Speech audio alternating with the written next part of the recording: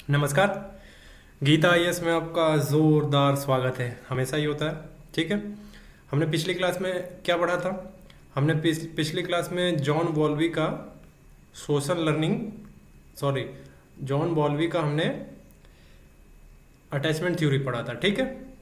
हमने अभी तक क्या पढ़ा है कि मूल्यों का आत्मसात क्या होता है, मूल्यों का आत्मसात कब और कैसे होता है, और उसमें हमने पढ़ा था जॉन बॉल्वी का अटैचमेंट थ्योरी। ठीक है।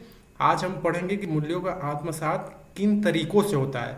अभी तक जितना हमने पढ़ा है उसमें से 5 तरीके से कौन से हैं मुख्य मेन तरीके, कौन से हैं जिससे मूल्यों का आत्मसात होता है। ठीक है। ये पढ़ने जा रहे हैं 5 तरीके, मूल्यों को आत्मसात करने के 5 तरीके। ठीक है। पहला पढ़ रहे हैं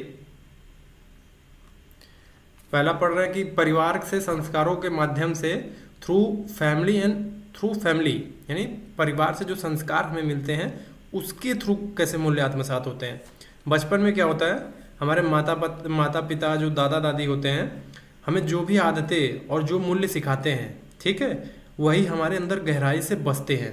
हम छोटे छोटे रहते हैं, दादा दादी बोलते हैं कि बेटा बड़ों का सम्मान करना चाहिए, तुम्हें अपने पापा से सही से बात करना चाहिए, ठीक है, समय पे हाथ धोना चाहिए, समय पे सो जाना चाहिए, दूध पीना चाहिए। ठीक है। ये लंबे टाइम तक आपको सिखाते हैं। इसमें क्या क्या सिखा रहे हैं? सम्मान सिखा रहे हैं, डिसिप्लिन, एक अनुशासन सिखा रहे हैं, स्वास्थ्य के बारे में जो है आपको अच्छी जानकारी दे रहे हैं, दूध पीना बोल रहे हैं ना, दूध पियो। तो ये लंबे टाइम तक ये आत्मसात हो जाता है आपका, ये संस्कारों की तरफ जाता है, ये संस्कार दे रहे हैं हमारे माता पिता, हमारे दादा दादी। ठीक है। तो परिवार से जो संस्कार मिलते हैं, परिवार से, ठीक है, किन तरीकों से? परिवार से, संस्कारों से। ठीक है। उदाहरण लेंगे, एक सिंपल एग्जांपल है, हाइपोथेटिकल एग्जांपल, कि अगर माता पिता हर बार गरीब को खाना देते हैं, जैसे बच्चा है, एक माता पिता है वो गरीब को खाना खिला रहे हैं, हर बार बच्चा देखता है। ठीक है।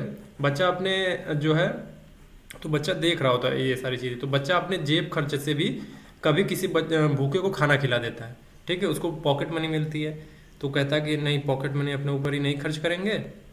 मम्मी पापा को देखा तो वो गरीब को खाना खिला रहे थे, यहाँ पे भी मुझे दिख गया है ऐसा एक आदमी, मैं भी इसको खाना खिलाऊंगा, भूखा है। अपने पॉकेट मनी से कुछ पैसे निकाले, उसने दिए, उसने खाना खा लिया। ठीक है। तो यहाँ पे दया को उसने जो दया वाला, जो करुणा वाला जो वैल्यू है ना, उसने आत्मसात कर लिया अपने माता पिता को देख देख के। क्योंकि उनके माता पिता में भी यही था, इसीलिए वो भी ऐसा कर रहे थे कि गरीबों को खाना खिलाना, ये सारी चीज़ें। तो बच्चा देखता था, बच्चे ने देख के उसको आत्मसात कर लिया।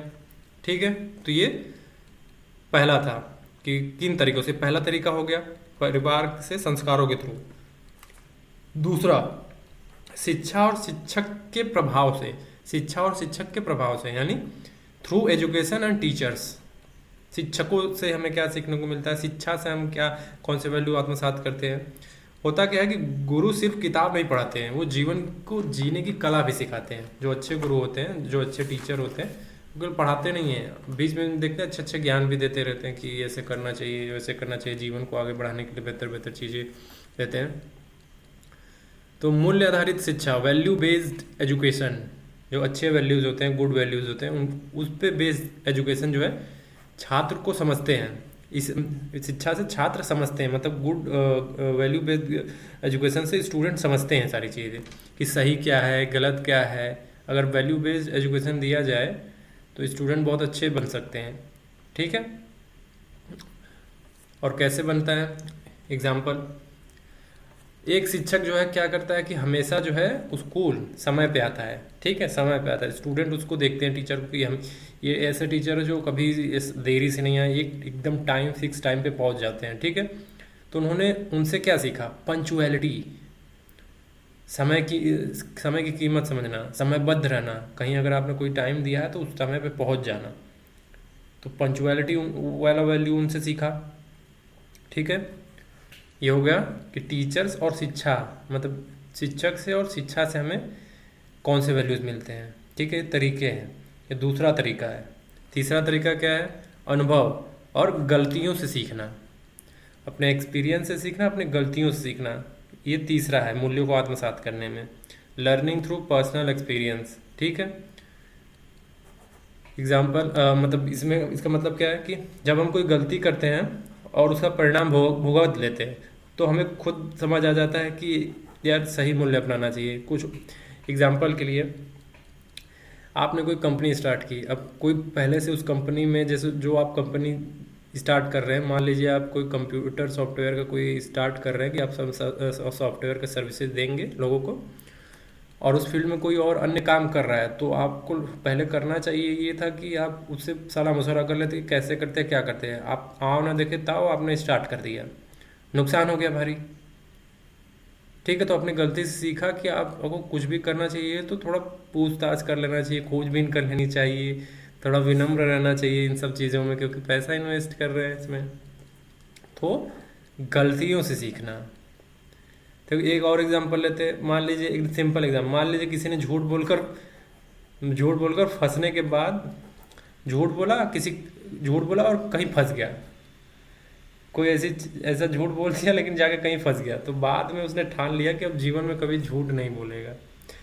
मान लीजिए एक हाइपोथेटिकल एग्जांपल ले लेते हैं कि स्कूल में है, टीचर्स ने पूछा कि किसने किसने होमवर्क किया, एक स्टूडेंट ने बोला मैंने कर लिया। तो उसको लगता था कि टीचर जो है होमवर्क चेक तो करेगा नहीं, पूछ लिया है, क्योंकि हर बार ऐसा ही हो रहा था, ये हर बार करके जा रहा था, इस बार नहीं किया। अब पूछ लिया था, उसी बार उसने चेक कर लिया, स्टूडेंट टीचर ने कहा कि लाओ दिखाओ। अब ये सादी कॉपी लेके गए कि तुमने तो कहा दिखा दिखा दिया, तो टीचर ने बोला होमवर्क कहाँ है, तो गर्दन ऐसे ऐसे ऐसे ऐसे कर रहा है कि कहाँ गया कहाँ गया। तो कहना बल्ला ऊपर देखो थोड़ा, तुमको लगा कि हर बार तुम करके आओगे तो हम चेक नहीं कर रहे थे, आज नहीं करके आओ इसीलिए तुम चेक कर रहे हैं, तुम्हारी मम्मी ने बोला था होमवर्क नहीं करके गया है ये।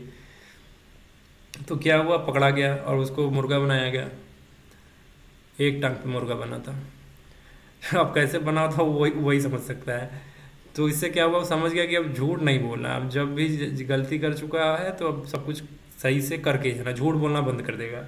ठीक है, तो गलती से सीखना तीसरा हो गया। चौथा तरीका क्या है, किसी आदर्श व्यक्तित्व या रोल मॉडल को देख कर सीखना। ठीक है, ये मैंने पहले बात की है। अब उसमें से भी हमें 5 तरीके कौन है सबसे ज़बरदस्त वाले कि मूल्यों को आत्मसात कर लेते हैं, ये वो तरीका है, by following role models. Role models के बारे में बताया है ना आपको, कि जब हम किसी महापुरुष, शिक्षक, नेता या किसी अपने को आदर्श मानते हैं और उनके जैसा बनने की कोशिश करते हैं, तब हम उनके मूल्यों को भी आत्मसात करने लगते हैं। जैसे गांधी जी सत्य और अहिंसा, उनके मूल्यों को आत्मसात करने की कोशिश करते हैं। सारा देश ही करता है, केवल हमारा ही देश नहीं, अन्य देश भी इसी को फॉलो करते हैं। ये यूनिवर्सल वैल्यू हो गया है बिल्कुल। ठीक है, तो रोल मॉडल के बारे में महेंद्र सिंह धोनी का एग्जांपल दिया था ना, बस वहीं पे इसको एग्जांपल पे कोट कर लेना कि हम उनसे क्या मूल्यों को आत्मसात कर सकते हैं। बस तरीके, हमें कारगर वाले तरीके 5 बता रहा हूँ उसमें से निकाल के। ठीक है, 5वां कौन सा तरीका है, समाज और संस्कृति के प्रभाव से हम क्या सीखते हैं, थ्रू सोसाइटी एंड कल्चर क्या आत्मसात करते हैं, उनसे कौन से वैल्यूज आत्मसात कर लेते हैं हम। ठीक है, त्यौहार मनाए जाते हैं, हमारे देश में परंपराएं हैं, रीति रिवाज हैं, लोकगीत है, कहानियाँ बहुत सारी हैं, प्रेमचंद की कहानियाँ पढ़ लीजिए, आपको ज़िंदा कर देंगी, आपकी चेतना को जगाने लगेंगी। लोकगीत है बहुत सारे, अपने बहुत सारे राज्यों में जाएंगे तो अपना अपना एक गीत होता है उनका, उनका ही होता है। रीति रिवाज मिलेंगे, परंपराएं मिलेंगे, त्यौहार मिलेंगे, ये सब हमें सिखाते हैं कि समाज में क्या सही है क्या गलत है। ठीक है, अब हमें ये सब चीज़ें कैसे सिखाते हैं, एग्जाम्पल लेंगे दिवाली का। दिवाली पे हम दीप जलाते हैं, हम क्या बोलते हैं, आज के दिन राम जी आए थे, और साथ साथ में ये भी इंक्लूड करते हैं कि बुराई पे अच्छाई की जीत हुई थी। एक रावण था और माता सीता को हरण कर लिया था, राम जी जो है अपहरण किया था सीता जी का उसने, तो जो है रावण को मारा गया और सीता जी को साथ सम्मान उनको वापस लाया गया था। और आज ही के दिन जो है अयोध्या से वो राम जी अयोध्या आए थे, इसलिए दिवाली मनाई जाती है। तो यहाँ पे सिखाने की क्या कोशिश कर रहे थे लोग कि अंधकार पे प्रकाश की जीत, यानी बुराई पे अच्छाई की जीत होती है। और उस दिवाली के दिन हम क्या करते हैं, साफ़ सफाई करते हैं। तो एक हाइजीन, एक सफाई करने का जो वैल्यू है कि आप साफ़ सुथरे रहें, वो सिखाया जाता है। उस दिन माता पिता का सम्मान करना, आपको पैर छूना है उस दिन, स्पेशली बोले तो और दिन ना छू लें, उस दिन छूना है आपको। ठीक है, तो जो परंपराएं, जो त्यौहार आते हैं, वो भी हमें वैल्यूज सिखाते हैं, अपने साथ कुछ न कुछ लेकर आते हैं। कोई वैल्यू जो थे, हर राज्य का पूरा पश्चिम उत्तर दक्षिण आप चले जाइए, आपको हर रीति रिवाज अलग अलग तरीके के मिलेंगे जो आपको नैतिक मूल्य ही कुछ ना कुछ सिखा रहे हैं उनके अकॉर्डिंग। ठीक है, एग्जाम्पल लिया ही मैंने दिवाली वाला की, साफ़ सफाई करते हैं उस दिन हम अपनी परंपराओं को मानते हैं, तो परंपराएं भी हमें अपना सिखाती हैं। एक लास्ट लाइन अगर मैं बोलूँ इसमें, तो कि मूल्य तब तक, जैसे मतलब हमारे अंदर मूल्य कब आते हैं, एकदम अच्छे से कब बैठ जाएंगे। मूल्य तब तक सच्चे नहीं होते जब तक वे किताबों से उतर कर हमारे आचरण में ना आ जाए। आप बहुत किताबें पढ़ रहे हैं, ठीक है, आपने बहुत किताबें पढ़ी, आप बहुत किताबें पढ़ रहे हैं, लेकिन आपका व्यवहार जो है एकदम थर्ड क्लास टाइप का आदमियों का है, आपसे कोई बात नहीं करना चाहता। ठीक है, इस तरीके का बर्ताव है कि आप जब भी बोलते हैं तो मन करता है कि चार थप्पड़ खींच के आपको मार ही दें। तो जितनी भी आपने किताबें पढ़ी हैं वो सब धराशायी हो जाएंगी, क्योंकि किताबें आपके साथ नहीं जाएंगी, आपका आचरण आपके साथ जाएगा, आप किस तरीके से बिहेव करते हैं लोगों के साथ। ठीक है,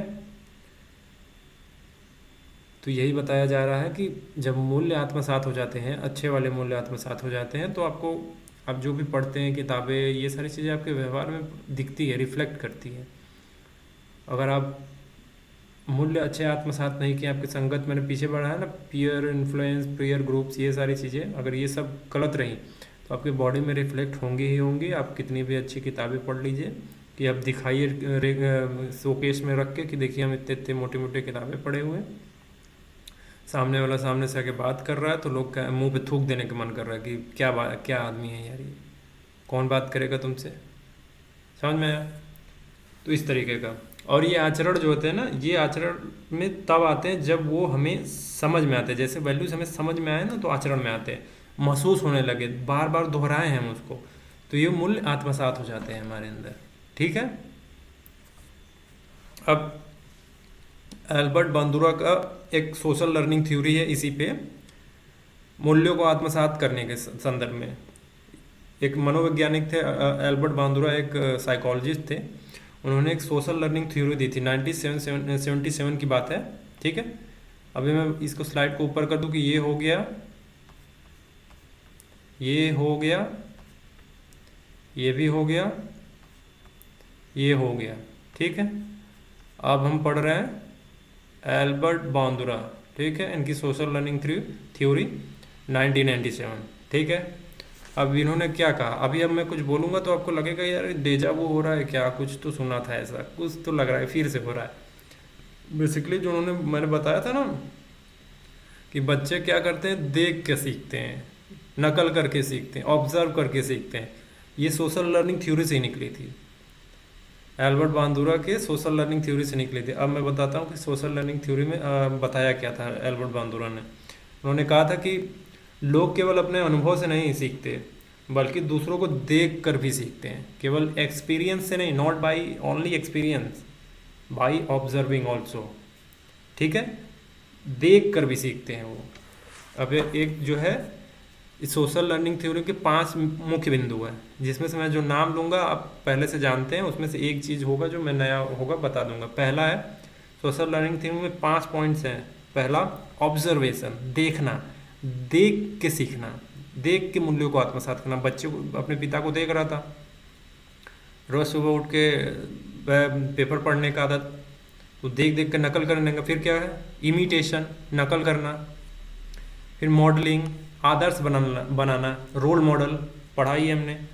फिर रीइंफोर्समेंट, प्रोत्साहन यानी सजा, प्रोत्साहन या सजा बोल सकते हैं इसको, प्रोत्साहन देके मूल्यों को आत्मसात कराना या सजा देके मूल्यों को आत्मसात कराना। ठीक है, ये 3 तो आपको पता है, ऑब्जर्वेशन देख कर, इमिटेशन नकल करके, मॉडलिंग आदर्श मानना, ये तो आपको पता है। चौथा है रीइंफोर्समेंट, सजा या प्रोत्साहन देके। ठीक है, एग्जाम्पल के तौर पे आपके ही जीवन से उठाते हैं। जब आप बचपन में क्लास में अच्छे से पढ़ते नहीं होंगे तो आपके पापा या मम्मी आपसे बोलते होंगे कि बेटा तुम क्लास में फर्स्ट आ गए ना, तो तुमको हम एक साइकिल ला के देंगे, एक साइकिल ला के देंगे। तो आप साइकिल के लालच में पढ़ना शुरू कर देते हैं। ठीक है, जो एजुकेशन का जो वैल्यू सिस्टम है कि पढ़ना, मेहनत करना, वो आपके अंदर आने लगता है कि पढ़ लेंगे तो साइकिल मिलेगी। और एक इसी पे ले लेते हैं एक और, कुछ लोग बच्चे होते हैं पढ़ते नहीं हैं, तो एक कुछ पिता का व्यवहार ये होता है कि बेटा इस बार फर्स्ट नहीं आया ना तो चीर देंगे तुमको, मुंह के बीच में डाल के तुमको फाड़ देंगे। ठीक है, तो यहाँ क्या हो रहा है, सजा देने की बात की जा रही है कि अगर तुम फर्स्ट नहीं आया तो तुमको बहुत मार मारेंगे, बहुत पीटेंगे। अब बच्चा डर के मारे पढ़ रहा है कि फर्स्ट आना पड़ेगा, नहीं तो हमारे दो टुकड़े हो जाएंगे। तो वो उस मोड में रह के पढ़ रहा है, तो मेहनत करने लग रहा है, तो उसका वैल्यू सिस्टम पे एक डर हावी है, यहाँ पे जो है एक लालच हावी है। ठीक है, बस अंतर यही है। लेकिन हमको समझाना क्या है यहाँ पे, प्रोत्साहन और सजा की वैल्यू कैसे, आपको मेहनत करने का जो वैल्यू है, एजुकेशन के प्रति जो वैल्यू है, वो कैसे आत्मसात किया जा रहा है आपके अंदर। ठीक है, बच्चे के अंदर। तो अगर काम करने पर इनाम मिले तो आदत पक्की हो जाती है। अगर डांट या नुकसान हुआ तो छोड़ देता है आदमी, लेकिन कहीं कहीं नहीं भी छोड़ता है। ठीक है, ये छोड़ता नहीं है, करता ही करता है। ठीक है, एग्जाम्पल एक ले लेते हैं, आज ज़्यादा बड़ा नहीं है, ज़्यादा है भी नहीं। ठीक, एक एग्जाम्पल है कि मान लीजिए एक बच्चा जो है रोज़ अपने पापा को सुबह चाय पीते हुए देखता है। अभी तक मैंने समझा दिया एग्जाम्पल ना, एक और एक्स्ट्रा एग्जाम्पल है कि मान लीजिए एक बच्चा रोज़ अपने पापा को सुबह चाय पीते हुए देख रहा है और अखबार भी पढ़ते हुए देखता है। तो बच्चा सोचता है कि बड़ा होने पर ऐसा करना अच्छी बात है, क्योंकि पिताजी बड़े हैं। तो यूँ देख के सोचता कि अच्छा ऐसा करना आधा अच्छी बात है, तो ऐसा करेंगे। तो कुछ दिन बाद वो सुबह उठ के कोई नकली अखबार उठाता है और बैठने लगता है ऐसे खोल के, ऐसे बैठ के ऐसे देखता रहता है।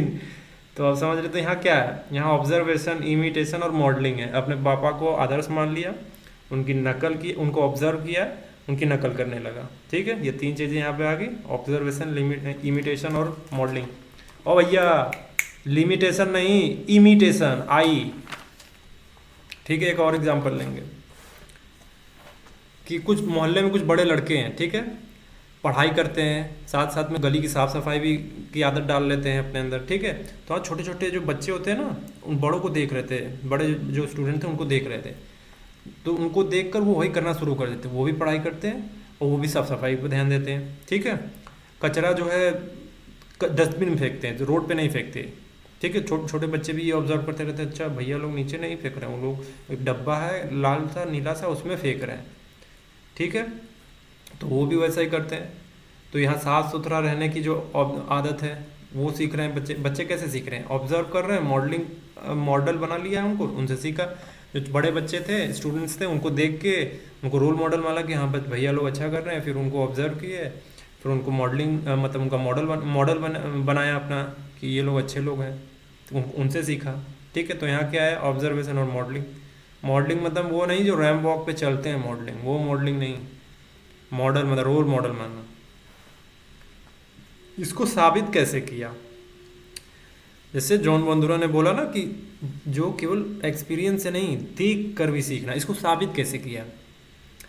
एक एक्सपेरिमेंट किया था ना, जॉन बंदुरा ने एक एक्सपेरिमेंट किया था। उस एक्सपेरिमेंट का नाम था बोबो डॉल एक्सपेरिमेंट। आई रिपीट, बोबो डॉल एक्सपेरिमेंट। ठीक है, उन्होंने इस एक्सपेरिमेंट से साबित किया था कि लोग देख कर भी सीखते हैं, बच्चे देख कर भी सीखते हैं, लोग भी। ठीक है, उन्होंने क्या किया कि उन्होंने बच्चों को खिलौना दिया। ठीक है, बोबो डॉल दिया, गुड़िया दिया एक। ठीक है, तो कुछ बच्चों ने और कुछ बड़े लोग भी थे, तो उनको भी गुड़िया दिया। ठीक है, और बच्चों को भी दिया। तो कुछ बच्चों ने देखा कि बड़े जो थे ना, जो बड़े डॉल को पीट रहे थे, मार रहे थे, गुस्सा दिखा रहे थे। तो जो कुछ छोटे बच्चे थे वो भी देख के वैसा ही करने लगे, वो भी डॉल को पीटने लगे, गुस्सा दिखाने लगे, मार देंगे, इस तरीके के मूड में थे।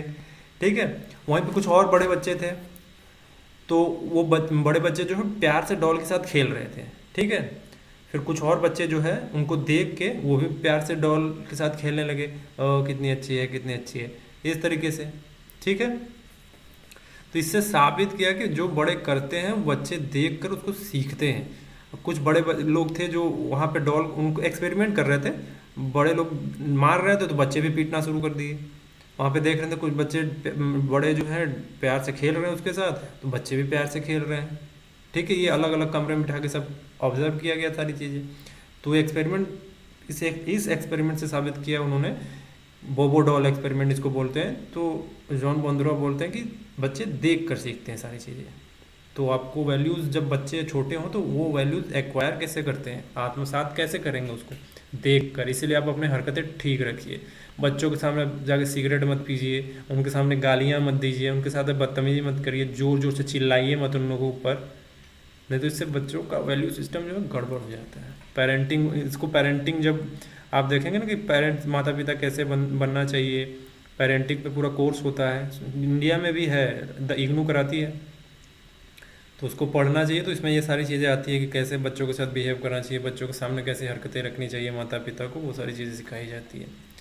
यानी इंसान वही करता है जो वो दूसरों को देखता है, करके देखता है। ठीक है, ये यही कह रहे थे एल्बर्ट बांदुरा अपने एक्सपेरिमेंट से। ठीक है, तो इससे सीख क्या मिलती है, सीख क्या मिलती है इससे कि देख कर सीखते हैं। ठीक है, इससे सीख ये मिलती है कि पेरेंट्स जो है, माता पिता जो है, टीचर्स और जो लीडर्स होते हैं ना, इनका व्यवहार, इनका बिहेवियर सोसाइटी पर एकदम सीधा असर डालता है। इसीलिए पेरेंट्स, टीचर और लीडर्स को अपना बिहेवियर बहुत ठीक रखना चाहिए।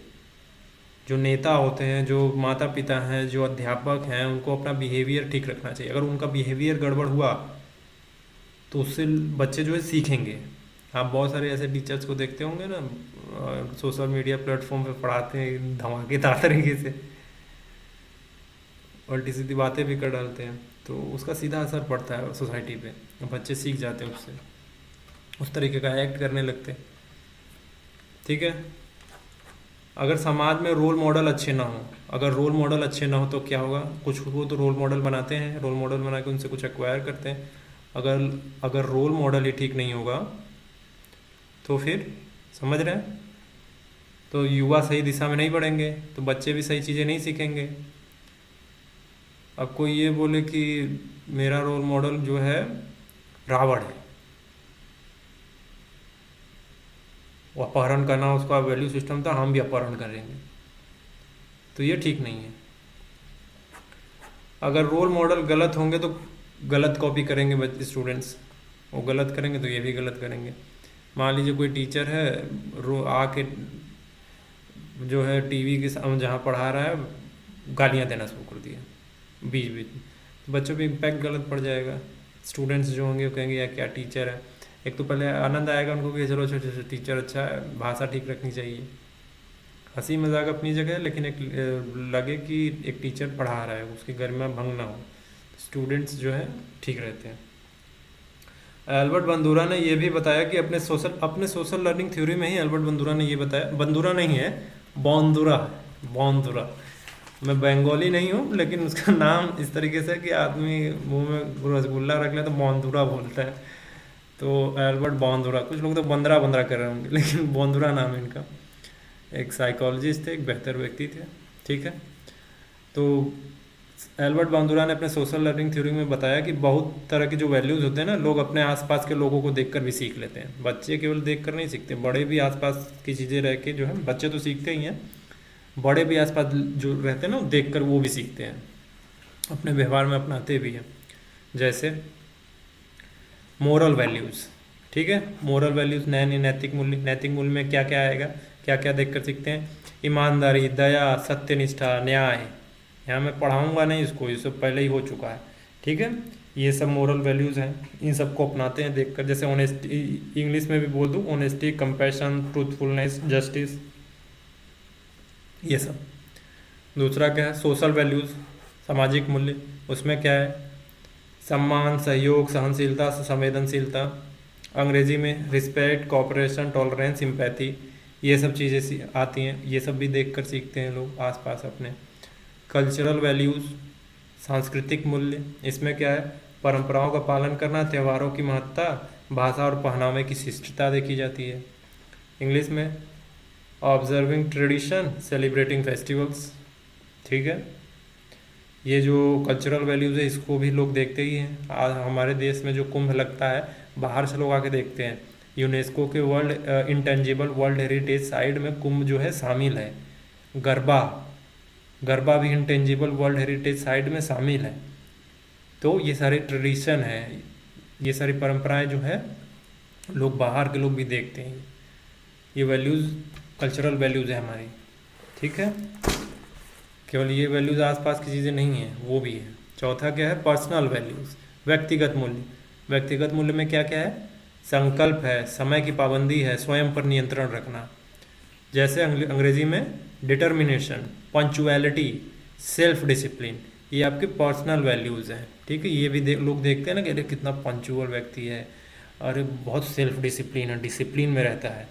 कहते हैं ना वो जिम वाले रहते हैं तो कहते हैं ना जिम डिसिप्लिन चाहिए होता है जिम में, बॉडी बनाने के लिए, ये सारी चीज़ें, पढ़ने के लिए डिसिप्लिन चाहिए, डेडिकेशन चाहिए, ये सब आपके पर्सनल वैल्यूज़ हैं। इमोशनल वैल्यूज़ भी सीखते हैं लोग, भावनात्मक क्या? सहानुभूति, सहानुभूति के साथ व्यवहार, दया, सहानुभूति इम्पैथी, सहानुभूति के साथ व्यवहार काइंडनेस, और कंपैशन, ये आपके इमोशनल वैल्यूज़ हैं। आई रिपीट, ये आपके इमोशनल वैल्यूज़ हैं। फोकस करेंगे इधर उधर मत देखिए आप। ठीक है, समझ में आया? इतना समझ में आ गया? इसमें मैं कोई केस उसका एग्जांपल नहीं ले रहा हूँ, क्योंकि यहाँ पे कोई केस के एग्जांपल का कोई ज़रूरत नहीं है, आपको सिर्फ सिंपली ये सब समझ लेना है। और ये डिटेल में नहीं बताना है, पॉइंट पॉइंट बताना है ये सारी चीज़ें हमें। ये सब हो चुका है, दया, ये सब चीज़ें। दया तो आप जानते हैं ना कि किसी को देखा तो दया आ गई तो उसको दया बोलते हैं। दया दरवाज़ा तोड़िए नहीं, दया मतलब दया। तो अब हम ये पढ़ेंगे कि अच्छे मूल्यों, जो मूल्यों को आत्मसात करने का प्रभाव क्या पड़ता है। अच्छे मूल्य जब हम आत्मसात कर लेते हैं तो किस किस लेवल पर क्या क्या इफेक्ट पड़ता है।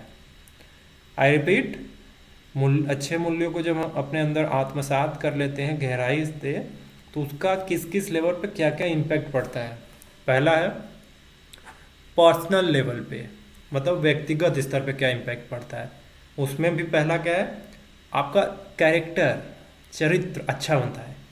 ठीक है, सेल्फ कंट्रोल बढ़ता है आपका, स्वयं पर नियंत्रण, दृष्टिकोण और सोच में स्थिरता आती है। आपका जो अप्रोच होता है, आपकी जो थिंकिंग होती है ना, उसमें स्टेबिलिटी आती है। बहुत ज़्यादा फ्लक्चुएट नहीं करते आप ऐसे ऐसे ऐसे कि ये हो जाए वो हो जाए, अभी तुरंत ये तो कर दूँ मैं, ये सब नहीं होता। एकदम स्थिरता आती है, ठहराव आता है। ठीक है, तब आप सही डिसीजन लेते हैं। ये सारी चीज़ें होती हैं। ठीक है, दूसरा क्या है कि सामाजिक स्तर पे, सोशल लेवल पे क्या इम्पैक्ट पड़ता है। उसमें पहला कि सामाजिक सद्भाव बढ़ता है। जब आप अच्छे मूल्यों को आत्मसात कर लेते तो हमसे ही तो समाज है, हम जिंदा नहीं तो कहाँ का समाज, खाली पूरा इम्पिटी पृथ्वी, पूरा पृथ्वी खाली है, जानवर दौड़ रहे हैं। ठीक है, तो सामाजिक स्तर पे सामाजिक सद्भाव बढ़ता है, विवाद और अपराध कम होते हैं, विवाह नहीं विवाद, डिस्प्यूट कम होते हैं। समाज में जो है अनुशासन आता है, डिसिप्लिन आता है। जब हम अच्छे मूल्यों को आत्मसात करते हैं तो डिसिप्लिन बनता है एक सोसाइटी में। कहते हैं ना, वेल कल्चर्ड सोसाइटी है ये। तीसरा है नेशनल और ग्लोबल लेवल पर। आई रिपीट, नेशनल और ग्लोबल लेवल पर क्या इम्पैक्ट पड़ता है जब हम अच्छे मूल्यों को आत्मसात करते हैं। पहला है कि देश का तो विकास होता है। अच्छी बात है कि जब आत्मसंयम है, अनुशासन है, आपको कुछ ऐसा तो नहीं लग रहा है ना, परंपरा प्रतिष्ठा अनुशासन। मोहब्बतें मूवी देखी है ना, उसमें अमिताभ बच्चन बोलते हैं परंपरा प्रतिष्ठा अनुशासन। तो बस वही कि देश का विकास होता है। विश्व में शांति और सहिष्णुता, मतलब वर्ल्ड लेवल पे पीस और टॉलरेंस होता है। अभी आप देख रहे होंगे ना इंटरनेशनल लेवल पर कितने लड़ाइयाँ झगड़े हो रहे हैं, तो आपको लग रहा है कि वो लोग टॉलरेंट लोग हैं या वेल कल्चर्ड लोग हैं। अगर उतना होते तो समझदारी दिखाते। ठीक है, तो ये शांति और सहिष्णुता बढ़ाती है। ठीक है, अब नोट करने वाली बात इसमें क्या है, ये सारे नोट्स में लिखे हुए हैं, लेकिन नोट करने वाली बात एकदम मुख्य बात, जब इसको समराइज करना हो या बोलना हो, तो जब वैल्यू हमारे दिल और दिमाग का हिस्सा बन जाते हैं। आई रिपीट, जब वैल्यूज़ हमारे दिल और दिमाग का हिस्सा बन जाते हैं तो हमारे हर काम, हर सोच में रिफ्लेक्ट होते हैं। हम कोई काम कर रहे हो, हम कुछ सोच रहे होते हो ना, तो वो रिफ्लेक्ट करता है। इससे हम एक बेहतर इंसान बनते हैं और समाज बेहतर बनता है। समझ में आया? इससे हम एक बेहतर इंसान बनते हैं और ये समाज में रिफ्लेक्ट होता है सब। समझ में आया कि जब हम अच्छे मूल्यों को आत्मसात करते तो किस किस लेवल पर जाके ये सारी चीज़ें होती हैं। समझ में आया? अब हम ये पढ़ेंगे, अब हम आगे बढ़ रहे हैं। अल्बर्ट बांदुरा हो गया, एल्बर्ट बांदुरा का हो गया, ये भी हो गया, ये सारी चीज़ें होंगी। इमोशनल वैल्यूज अभी बताया, व्यक्ति ये पढ़ा था हमने अभी, मूल्यों का प्रभाव, ठीक है। हम ये पढ़ेंगे कि शैक्षणिक संस्थान का रोल क्या होता है मूल्यों को आत्मसात कराने में, ठीक है। हम बस यही पढ़ेंगे, इसमें भी बहुत ज़्यादा है नहीं। मेन हम कल पढ़ेंगे कि स्कूल के लेवल पर जो है बच्चों को कैसे मूल्यों को आत्मसात कराया जाता है, कॉलेज के बच्चों को कैसे मूल्यों को आत्मसात कराया जाता है, वो कल की क्लास में आएगा। ओके, आज केवल हम बस यही पढ़ेंगे कि कॉलेज शैक्षणिक संस्थान का काम क्या होता है मूल्यों को आत्मसात कराने में, है ना। तो पहला है मूल्य सिखाना, टीचिंग वैल्यूज। शैक्षणिक संस्थान का काम है मूल्य सिखाना, वैल्यू को उनको सिखाना। तो लाइन है कि स्कूल कॉलेज सिर्फ किताबें पढ़ाने की जगह नहीं होती है, ठीक है। स्कूल कॉलेज केवल किताबें तो खोल के पढ़ाने की जगह नहीं है कि आप किताब खोल के बैठ गए बस हो गया जाओ। ये हमें ईमानदारी, मेहनत, सहयोग, अनुशासन, सम्मान और जैसे गुण भी सिखाते हैं। ये सारे वैल्यूज़ भी यही हमें सिखाते हैं। वो कैसे सिखाते हैं, जब हम स्कूल और कॉलेज लेवल पे जाएंगे ये सारी चीज़ें आगे बढ़ कल की क्लास में आएंगे तो बताएंगे कैसे ये सिखाते हैं। ये सारी चीज़ें शैक्षणिक संस्थानों का काम है सिखाना, ठीक है। रोल मॉडल बनाना, ये भी रोल मॉडल बनाना वही सिखाते हैं कि रोल मॉडल बना के तुम सीखो सारी चीज़ें। तो गुरु, शिक्षक और स्टाफ जो है अपने व्यवहार से बच्चों को दिखाते हैं कि कैसे एक अच्छा इंसान बना जाता है। जब बच्चे इन्हें देखकर सीखते हैं तो वे भी उन गुणों को अपने अंदर आत्मसात करते हैं। टीचर एक्ट करते हैं, टीचर्स अपने व्यवहार से दिखाते हैं कि देखो बच्चे ऐसे व्यवहार किया जाता है, गाली नहीं दी जाती, किसी के साथ बदतमीजी नहीं की जाती, ठीक है। सहने की सीमा होनी चाहिए, हाँ एक सीमा तक ही सहना चाहिए, जब पानी सर के ऊपर चला जाए तब आप कुछ करें, अदरवाइज आपको तमीज़ सिखाई जाती है स्कूलों में भी, ठीक है। तीसरा क्या है, सहभागिता और team work, participation and team work आपको सिखाया जाता है। स्कूल कॉलेज में तो देखते हैं को बहुत सारे फंक्शन होते हैं तो बोलते हैं ना कि मिल के काम करो, मिल के काम करो। बहुत सारे डिबेट होते होंगे वहाँ पे आप जाते होंगे तो कंपटीशन से सिखाते हैं वो आपको। तो स्कूल में खेल, ग्रुप प्रोजेक्ट्स, आपके सांस्कृतिक कार्यक्रम बच्चों को सहयोग और धैर्य और नेतृत्व जैसे वैल्यूज़ आपको सिखाए जाते हैं स्कूल कॉलेजेस में। शैक्षणिक संस्थान, यहाँ पे शैक्षणिक संस्थान बोलना ज़्यादा उचित होगा, ठीक है। इनका काम है।